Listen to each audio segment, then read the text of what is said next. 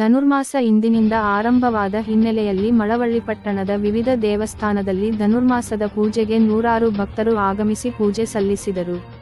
ಮಳವಳ್ಳಿ ಪಟ್ಟಣದ ಪ್ರಸಿದ್ಧ ದೇವಾಲಯವಾದ ಸಾರಂಗಪಾಣಿ, ಶ್ರೀ ಗಂಗಾಧರೇಶ್ವರ ಸ್ವಾಮಿ, ಶ್ರೀ ಕಾಳಿಕಾಂಬ, ಶ್ರೀ ಆಂಜನೇಯ ಸ್ವಾಮಿ, ಶ್ರೀ ಮಲೈ ಮಹದೇಶ್ವರ ಸ್ವಾಮಿ ದೇವಸ್ಥಾನದಲ್ಲಿ ಪೂಜೆ ನಡೆಸಲಾಯಿತು. ನೂರಾರು ಭಕ್ತರು ದೇವಸ್ಥಾನಗಳಿಗೆ ಆಗಮಿಸಿ ದೇವರ ದರ್ಶನ ಮಾಡಿ ಪೂಜೆ ಸಲ್ಲಿಸಿದರು. ಈ ವೇಳೆ ಪ್ರಸಾದ ವಿನಿಯೋಗ ನಡೆಸಲಾಯಿತು.